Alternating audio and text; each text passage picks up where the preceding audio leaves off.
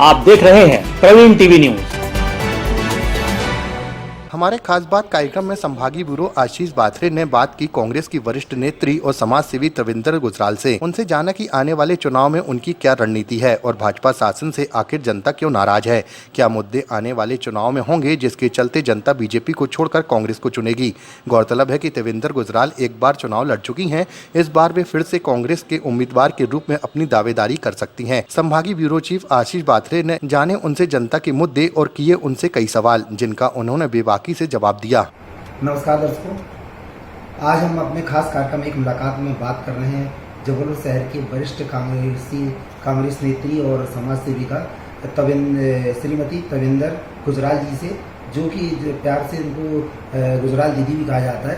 Corona काल में इन्होंने बहुत लोगों की मदद करी और हमेशा ये समाज सेवा करती रहते हैं। आइए बात करते हैं, मुलाकात करते हैं। बहुत बहुत स्वागत है दीदी आपका हमारे कार्यक्रम में। नमस्कार। ये आपने इस कोरोना काल जो हुआ उसमें आपने लोगों की बहुत सहायता करी, किस तरीके का सहायता करी? कोरोना में तो ऐसी स्थिति थी कि सबसे ज़्यादा प्रॉब्लम था ऑक्सीजन का और खाने पीने के भोजन का। लोगों के पास खाने को नहीं था। जो दैनंदिन मजदूर हैं उनके पास मजदूरी करने के मौके ख़त्म हो चुके थे। तो हम लोगों ने पूरे वार्ड में जहाँ तहाँ लिस्टें बना के और दूर दराज भी जहाँ से कोई फ़ोन आ जाते थे कि जहाँ खाना नहीं है लोगों के पास में, तो कहीं सूखा राशन तो कहीं पका हुआ खाना, वो भिजवाया था। और नगर निगम में उस समय गैस की प्रॉब्लम, तो हम लोगों ने गैस एजेंसी से गैस भी खोल के कोरोना काल में भी हमारे लड़कों ने भी बहुत मेहनत करी और ये रिस्क लेते हुए और समय पे गैस की उपलब्धता भी करवाई और भोजन पहुंचाया। और इसके अलावा ऑक्सीजन, जो सबसे ज़्यादा महती ज़रूरत थी, तो उस समय तो इंडस्ट्रियल सिलेंडर और मेडिकल सिलेंडर सब दोनों में ही ऑक्सीजन भर के भेजी जा रही थी। तो हमने जैसे कहते हैं ना खाने का लंगर होता है, ऐसे हम लोगों ने ऑक्सीजन का लंगर चला के रखा हुआ था। लोगों को खाली सिलेंडर नहीं मिला था ऑक्सीजन वाला, तो ऑक्सीजन सिलेंडर भी हमारे पास बहुत सारे थे, 5-6 सिलेंडर हमारे पास थे। तो वो जगह जगह जहाँ होता था हम लोग पहुँचाते जा रहे थे।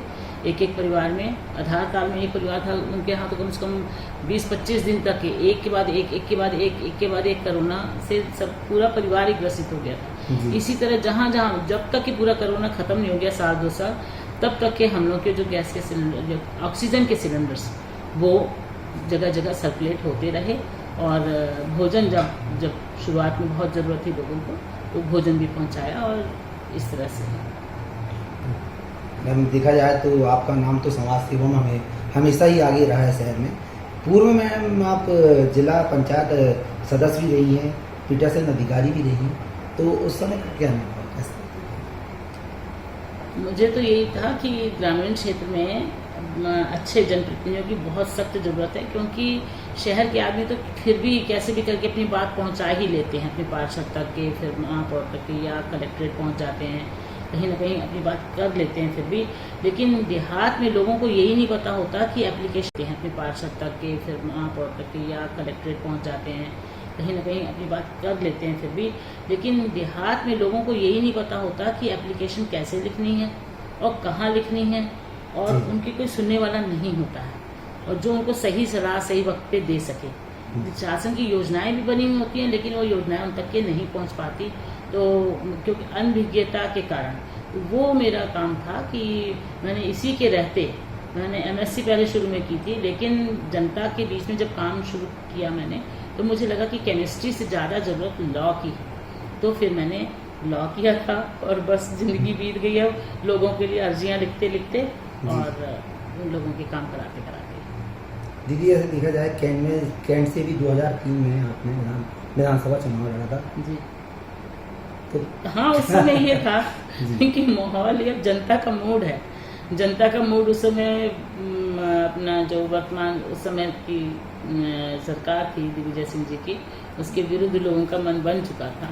तो मंत्री तक के हारे थे उस समय कांग्रेस के, और पूरा माहौल बीजेपी के पक्ष में आ चुका था। तो उस समय मैं चुनाव लड़ा मैंने और बहुत मेहनत भी की थी मैंने। रात में कोई दिन ऐसा नहीं था कि रात में 12 बजे के पहले घर आ सकूं।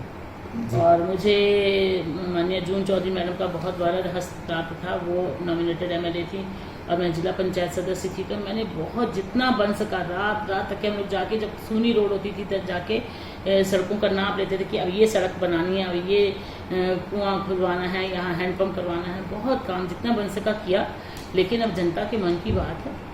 जी, जैसे मैम अभी बात कर रही है जो युवाएं हैं, युवाओं को रोजगार नहीं मिल पा रहा है, जनता है जो टैक्स भर रही है, उसके विषय में आप क्या कहना चाहते हैं?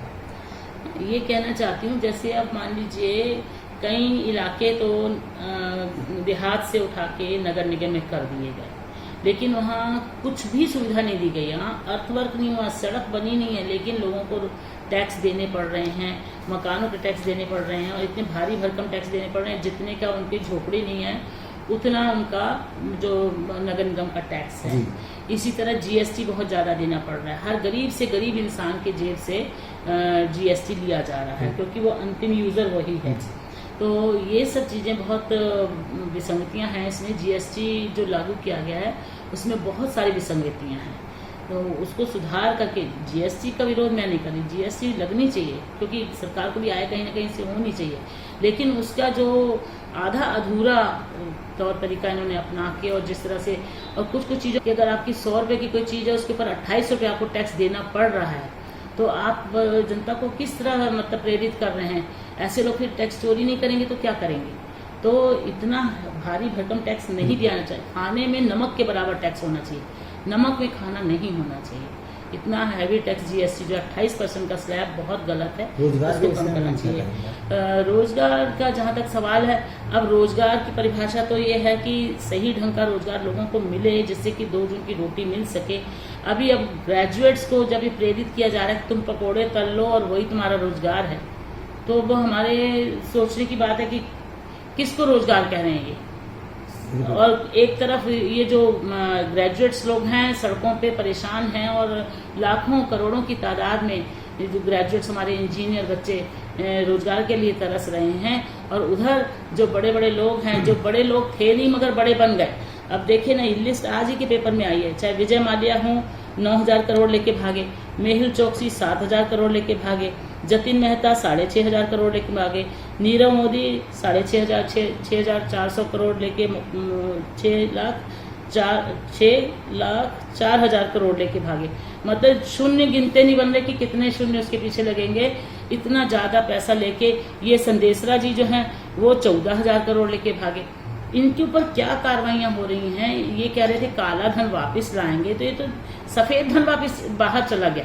काला धन विदेश से लाने की बात हो रही थी, तो हमारे देश का जो गाढ़ी कमाई हमारी जनता की है, वो सफ़ेद धन जो है वो हमारा बाहर चला गया है। इसके लिए कोई कार्रवाई नहीं हो रही है, जो कि होना चाहिए। और इसकी मार किस पे पड़ने वाली है? मीडियम क्लास के पर। मीडियम क्लास को हर तरह का टैक्स देना है। आज अगर आपकी ज़मीन डाइवर्टेड है, आपको प्रॉपर्टी टैक्स भी देना है, आपको डाइवर्जन टैक्स भी देना है, आपको जीएसटी भी देना है, आपको इनकम टैक्स भी देना है। सारे प्रकार के टैक्स मीडियम क्लास को देने ही देने हैं। तो मीडियम क्लास का गला बहुत ज़्यादा घोटा जा रहा है, इसको रिलीफ मिलनी चाहिए, इनके बारे में सोचा जाना चाहिए। और बेरोजगार तो बेचारे अब हैं ही हैं, तो कोई खुदकुशी कर रहा है, कोई कुछ कर रहा है, कोई नशाखोरी में उतर जा रहा है, कोई डिप्रेशन में चला जा रहा है। तो हमारी नस्ल कहाँ जा रही है? और इतना इतना नशीले पदार्थ अपन देख रहे हैं, जहाँ तहाँ पकड़े जा रहे हैं। क्या है, क्या कार्रवाई हो रही है उनके ऊपर? ये सब चीज़ें हैं। जैसे कि मैडम अभी आपने बताया, और आगे भी पहले जैसी सरकार आई थी तो 1000 का नोट बंद करके 2000 का नोट उन्होंने चालू किया था, और उस अभी 6 साल के अंदर ही वो 2000 की नोटबंदी कुछ दिन पहले हुई जी। ये इससे क्या फर्क अब यही तो कितनी हास्यास्पद बात है कि 2014 में इन्होंने ये कहा कि भ्रष्टाचार को इससे क्या फर्क अब यही तो कितनी हास्यास्पद बात है कि 2014 में इन्होंने ये कहा कि भ्रष्टाचार को समाप्त करने के लिए और काले धन को समाप्त करने के लिए 1000 रुपये का नोट बंद किया जा रहा है। अरे उसी समय आप सोचते कि 1000 का नोट बंद करके आप 2000 का नोट कैसे काले धन को समाप्त कर देगा? ये तो कोई एक प्राथमिक शाला का बच्चा भी कहेगा कि 1000 की जगह 2000 क्यों कर रहे हो, बल्कि उससे छोटा करना चाहिए था। तो उसी समय समझ में आ रहा था कि ये निर्णय इनका गलत है, लेकिन कम से कम 9 साल के बाद 2014 के बाद 2023 में इनको सम्मति ईश्वर ने दी कि 2000 का नोट जो है वो भ्रष्टाचार को बढ़ा रहा है काले धन को बढ़ा रहा है और आज वो 2000 के नोट को बंद करने का निर्णय लिया हुआ है। अब ये बताइए कि ये जो नोटों की अदला बदली के चक्कर में जितना खर्चा आया होगा ये किस पे जाएगा? ये भी मीडियम क्लास से वसूला जाएगा। तो इस तरह के तुगलकी निर्णय जो है ना, ये देश को गड्ढे में डाल रहे हैं। तो ये कहने से, विकास कहने से नहीं होता, विकास करने से होता है। अच्छी सोच होनी चाहिए। सरकार चलाना सबके हाथ का खेल नहीं है। ऐसे तुगलकी फरमान कर करके और लोगों पे बोझ डालना ये अच्छी बात नहीं है। मैडम, जैसे कि अभी आप बता रहे, आप लोग पहले धरना प्रदर्शन करते थे कलेक्ट्रेट में, कोई बात होती थी तो उसके लिए आप लोग सामने बैठाया कि अभी क्या बात है कि 44 धारा लगी हुई है जो कि बहुत सालों से, क्या कहना है? देखिए, 144 धारा, आपको ध्यान होगा आज से जब कांग्रेस का शासन था, आप देखते होंगे कि कलेक्ट्रेट के सामने हमेशा एक टेंट लगा रहता था। कभी उसमें बीएसपी वाले बैठते थे, कभी समाजवादी वाले बैठते थे, कभी भाजपा के लोग बैठते थे। हर तरह की पार्टी के लोग अपनी बात करने के लिए प्रदर्शन किया करते थे। और प्रजातंत्र की खूबसूरती भी वही है। प्रजातंत्र का तात्पर्य यही है कि जनता का अंतिम छोर का व्यक्ति भी अपनी अभिव्यक्ति दे सके। उसका जो मन में है, कुछ करवाना है काम या कुछ प्रदर्शन करना चाहता है तो वो प्रजातांत्रिक ढंग से कर सके। लेकिन प्रजातंत्र का गला घोटने जैसी एक बात है कि कानून में लिखा है कि आप 2 महीने से ज़्यादा धारा 144 नहीं लगा सकते। और वो भी आपको कारण बताना पड़ेगा कि कौन सी ऐसी अप्रिय घटना घटी जिसके कारण आपको धारा 144 लगानी पड़ रही है। और उसके बाद फिर अगर मान लीजिए कोई बलवे जैसी स्थिति है, कोई ह्यूमन डेंजर है, तो मतलब मनुष्य की लाइफ को खतरा है, तब जाके धारा 144 लगाई जाती है। और वो भी 2 महीने के बाद दोबारा अगर रिपीट करना चाहें तो 6 महीने से ज़्यादा इसको नहीं बढ़ाया जा सकता। तो आज अपन देख रहे हैं कि पिछले 12-15 साल से धारा 144 जबलपुर में कलेक्ट्रेट में लगी हुई है। तो ये क्या प्रजातंत्र? आपने पहले 2003 में एक बार चुनाव लड़ा था और दर्शकों की और आपके यहाँ की जो जनता है, क्या वो चाहती हैं आप एक बार फिर से आने? आप तो क्या है आपका? देखिए, हम तो पार्टी के सामान्य कार्यकर्ता हैं और हमारे पार्टी का नेतृत्व चाहेगा, हाईकमान चाहेंगे, माननीय हमारे कमलनाथ जी चाहेंगे, केंद्रीय नेतृत्व चाहेगा तो अवसर देंगे तो निश्चित तौर पे मैं जनता की सेवा विधानसभा में जाके करना चाहूँगा। बहुत बहुत धन्यवाद और हमारे चैनल की बहुत शुभकामनाएं आपके साथ। चाहेंगे कि इस बार आप चुनाव में विजय हों, जनता की सेवा करें। करती थी और किस तरह सिलेंडर लेके और बैलगाड़ी लेके प्रदर्शन किया करती थी। अब बताइए, सिलेंडर 1110 रुपये हो गया है। तो आपने एक तरफ उज्ज्वला के सिलेंडर दिए, अब गरीब इंसान के पास 1110 रुपये है ही नहीं, वो सिलेंडर भरवा नहीं पा रहा है। वो सिलेंडर एक टंकी के रूप में, एक बोझा के रूप में, कबाड़ के रूप में घरों में पड़े हुए हैं। क्यों? क्योंकि वो किसी व्यक्ति के पास देहात में आप देखेंगे 1110 रुपये इकट्ठे कर ही नहीं पा रहा कि वो गैस भरवा पा रहा हो। तो ऐसी योजनाओं का क्या लाभ? अब कंपनियों का 1110 रुपये पे वो मदर सिलेंडर की सिक्योरिटी भी फंस गई और फिर वो बोझ किस पे आएगा? उज्ज्वला का भी बोझ किस पे आने वाला? मीडियम क्लास के ऊपर, जो टैक्स पेयर्स हैं उनके ऊपर सारा बोझ आ रहा है। तो अभी माननीय कमलनाथ जी ने कहा कि 500 रुपये में वो गैस देंगे और राजस्थान में वो देना भी चालू कर दिया। गहलोत जी ने 500 रुपये में गैस देना चालू कर दिया है। जो कह रहे हैं वो करके दिखा रहे हैं। और 1500 रुपये हर महिला को दिया जाएगा। जो पात्र महिलाएं हैं उनकी कैटेगरी में अब इनकम टैक्स पे को नहीं दिया जाएगा ऑब्वियसली, लेकिन जो ज़रूरतमंद है उनको 1500 रुपये प्रति माह प्रति महिला को दिया जाएगा।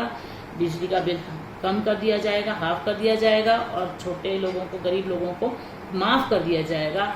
और अपना सिलेंडर की कीमत जो है 1110 से घटा के 500 कर दी जाएगी। तो कितनी बड़ी राहत है, हर परिवार को राहत मिलेगी इससे।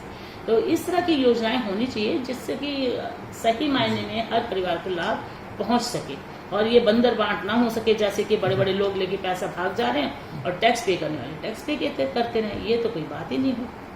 ये हमारे दर्शकों को संदेश देना चाहिए। बस मैं यही कहना चाहूँगी कि आपका जो चैनल है हमेशा जनता जनहितैषी मुद्दों को उठाता है और निर्भीकता के साथ, निडरता के साथ आप सब बातें सामने रखते हैं और रख रहे हैं। पत्रकारिता तो चौथा स्तंभ है प्रजातंत्र का।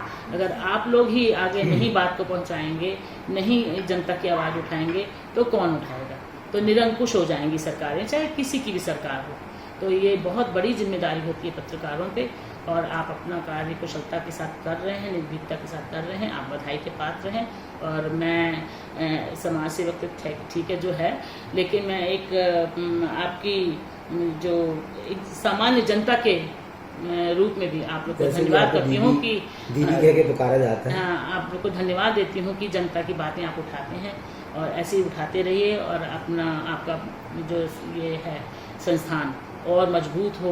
और आपका हमारे चैनल से बात करने के लिए आज हमने अपने खास कार्यक्रम में बात करी समाज सेवी और कांग्रेस की वरिष्ठ नेत्री श्रीमती तविंदर गुजराल जी से, जिनको प्यार से लोग गुजराल दीदी भी कहते हैं। उन्होंने इतने दर्शकों को बताया किस तरीके से उन्होंने समाज सेवा करी, किस तरीके से महंगाई बढ़ रही है, आसमान छू रही है और किस तरीके से इसको ज़मीन पे लाया जा सकता है।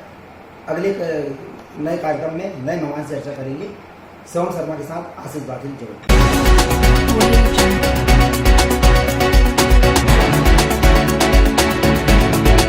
आप देख रहे हैं प्रवीण टीवी न्यूज।